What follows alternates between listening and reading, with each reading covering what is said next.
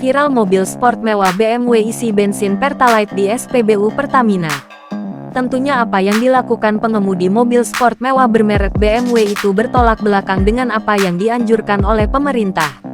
Dilansir dari Serambi News, pemerintah saat ini tengah mempersiapkan pembatasan penyaluran bahan bakar minyak BBM bersubsidi, yaitu jenis Pertalite dan Solar.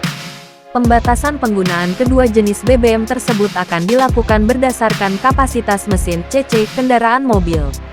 Adapun besar kapasitas mesin CC mobil yang dibolehkan untuk mengisi Pertalite dan Solar yaitu kendaraan roda 4 di bawah 1400 cc.